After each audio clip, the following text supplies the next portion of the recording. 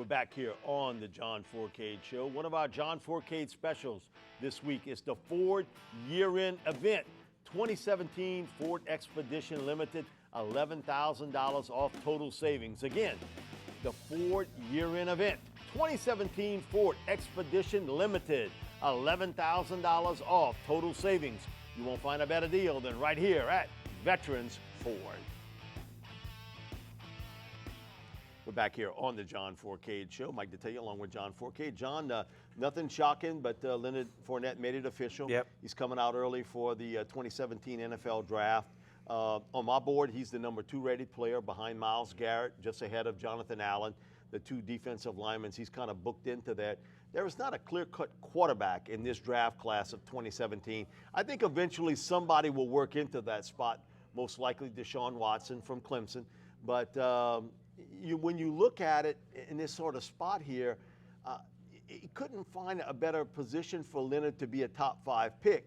And also based off the fact of what Ezekiel Elliott has done with the Cowboys, teams will give that and say, you know what, it worked for Dallas, let's try it. Todd Gurley, coming off major knee injury 2 years ago, was the 10th overall pick. So I think for Leonard, I still believe, despite the fact that the running back position is devaluated, Right. he still will be a top 5 pick in the 2017 draft. You know, I'm trying to figure it out here. I know we talked about, and you've had him in the top 5. I think he's one of the top 5 players in college football, and there's no putting it aside. This guy can play. You know, we heard prior to the show a statement from another television said that he's injury prone. Yeah, right. No, I'd ain't still an take injury this prone, young man over a lot of players. But the question is with these guys in the NFL nowadays, they're all looking at it saying, well, let's see, do I take a running back that high up in the draft where we can go 8, 9, 10, 11, and 12? I don't see him falling that far down. Somebody would be stupid not to take him high enough because you're right. What Dallas has proven with the running back, you still want to have a good running back on your club, even if you don't run him the 28 to 30 times a game. If you run him in the low 20s and 25, 26 maybe, you can still get a lot of use out of the guy, but you got to have a guy who's capable of catching the ball and running the ball. And it reminds me of the guy from Dallas Cowboy, Elliott. He can catch and run and do the things but you got to have a line. That's why if you're going to be Leonard Fournette, you better hope you go to somebody that's got a line. I hope it's not Cleveland and that sort of spot because, you know, that's not going to work there. And playing in the cold weather doesn't help you. The other thing, too, is he's, I think, a really good receiver coming out of the backfield. One of the things he has told me back-to-back years, I've got to work on my blocking. Yep. That's where Ezekiel Elliott has a big advantage over Leonard because Zeke, he was a really good pass protector, and I think that's something Leonard has to work on. He wasn't asked to do it a lot, so Right. he's going to have to work on that at the college level from college to pros. The other thing is, should he play in the bowl game? I look at it, that high ankle sprain takes 6 weeks to heal. That's going to be right at the cusp of 6 weeks. Listen, this LSU team will be fine without Right. him. Thank him for what he's done at LSU. Let Darius Geis, Darrell Williams, Nick Brossette take Right. care of the load against Louisville. And I'll throw this out to you because we talked about it a little bit on my radio show, that Lamar Jackson winning the Heisman might be the best thing for LSU. Just winning it doesn't mean you grab the trophy and go back to Louisville. You've got to travel to the West Coast. You got to be on Jimmy Kimmel Live. You've got to do all these other things. You got to go to Florida. You got to go to Dallas, Texas. You got to go to Chicago, in Ohio, all the touchdown clubs. You are on the rubber chicken circuit all across the board. Ricky Williams told me, now he had other things to add up his appetite. He picked up over 20 pounds from winning the Heisman to playing in the bowl game. You look at Lamar Jackson, and a lot of people say, well, why do Heisman Trophy winners don't play well come bowl time? Distraction, focus, jet lag. You out of your rhythm, so to speak, of working out, getting sleep, all this other things for LSU fans, and I think Lamar will win it. Yes. It's the best thing that could happen to you. Well, there's no doubt about it. And coming in with the new head coach, coming in, LSU wants to show people, because I'm looking at some of these other SEC comparisons of who they playing in bowl games. Might not be a good year for the SEC in the bowl games, and this is one where I think LSU could take care of business, plus the defense LSU has, and the style that they playing now on the offensive side of the ball. Louisville hasn't seen a team like this all year Not with long. that much speed. So I will put it this way. It's going to be a good bowl game, but LSU should win this bowl game. And you're right about all the traveling, winning that award and everything. Distraction. And he won't care anymore now that I got it, I want it, so let's just go play a bowl game. But as far as Leonard Fournette playing this bowl game, he should not play in this game. If he goes and gets hurt or whatever thing, not saying the man would do it, they got too much on the line for him, he's done.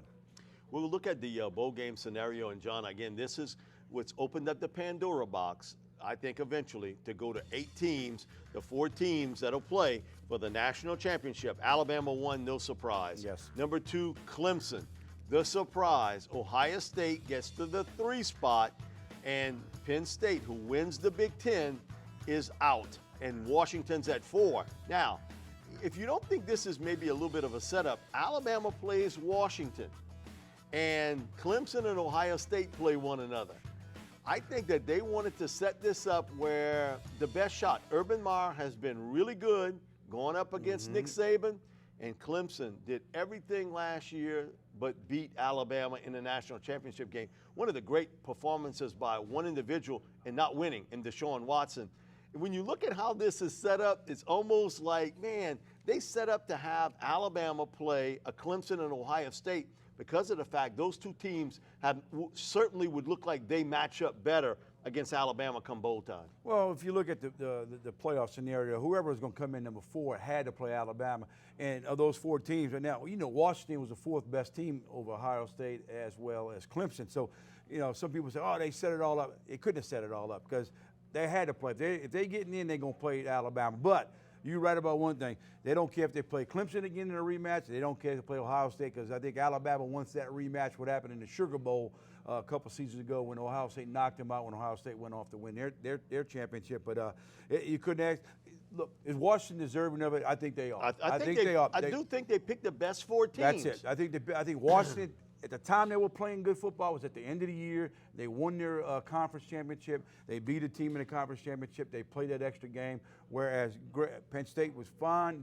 Penn State lost to Pittsburgh, lost to Michigan. Hey, so what? So it is what it is. But you're right, Mike. They got to find a way to get 8 teams in it down the road. You know what happens. This is the throw card down for the networks to say. You've already had Emmett.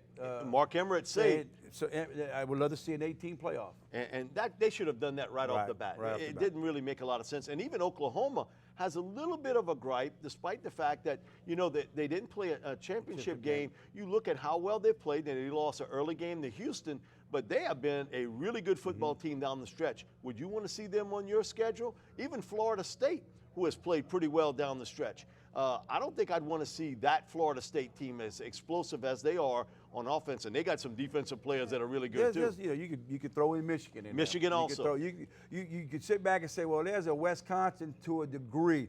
There's some teams out there, the Oklahoma State, either or, whoever would have won that game, you could say, but.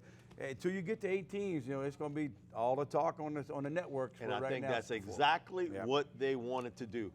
We look back to coaching carousel. Willie Taggart leaves South Florida to go to Oregon. And listen, I think a lot of Willie Taggart as a coach, that does not seem to be a good fit, John. No, I totally agree. I don't see Oregon going with Willie Taggart. That's something. Just because he had some West Coast ties at Stanford, I'm not sure about him being in Oregon. And you got some other teams. The guy from Temple, Mark Rule goes from Temple to you talk about a culture shock. Yeah, that's a shock there. Like you said, from Temple, Philadelphia to Waco, Texas, and other teams picking. Latest rumors are Lane Kiffin probably going to get the Houston job. And then you talk about the kid from Jeff Brom left Western Kentucky to Purdue. I think that's a sinkhole job at Purdue. Yes, I do too. I don't think anybody can win at Purdue. The strange thing about the Houston job, which looked to be a coveted job, why would Lincoln Riley, something who's happened an assistant coach, to pull out? It seemed to me that was maybe an issue there, maybe for money for assistant coaches or something to that extent, because it looked as though Lincoln was going to have the head coaching job. And then all of a sudden he pulls out. It's not like they said, well, Lincoln, you're not going to get it. It looked as though he was, and that's what put Lane Kiffin in the kind of the driver's seat here. Interesting to see now, if Kiffin goes to Houston, does this put Major Applewhite in a spot to head back to Louisiana? Major Baton Rouge guy, played at University of Texas, has run the offenses at Texas, Rice University, where he did a great job there. And also with Houston under Tom Herman, it would seem to be a really good fit if you can't land Lane Kiffin, that Major Applewhite, a young coach who eventually will be a head coach in college football would seem to be a good fit for LSU. You know, people kept asking me, John, it looked like Orgeron opened his mouth too soon when he kept saying we'll get Lane Kiffin. Lane Kiffin's coming to be an offensive coordinator. There's a lot of offensive coordinators out there. You know, Major Applewhite would be a good choice for them. Guys got homegrown roots here. I think he can come on in. There's a few other guys. There's a guy at Alabama. Steve Sarkisian. Sarkisian could be a guy you can go after. But would he stay at Alabama now because Lane was leaving one way or another? Right. Would he stay there and say, you know what, I see that Lane got rehab, so to speak, and was able to become a head coach? With Steve, he had some off-the-field issues, but there was no question what he could do as a head coach. Does he stay there and figure, you know what, I'll coach here a year or two, and I'll become a head coach, just like Lane? Why not? He can just move up. He's going to get paid good money working for Alabama, who's got a coach that you're probably going to be playing for championships in the next couple of seasons. I'd stay at Alabama. Another thing, too, is possibly Charlie Strong taking a job at South Florida. That would seem to be a good fit for Charlie Strong. We'll be back with more of the John Fourcade Show, sponsored each week by Veterans Ford.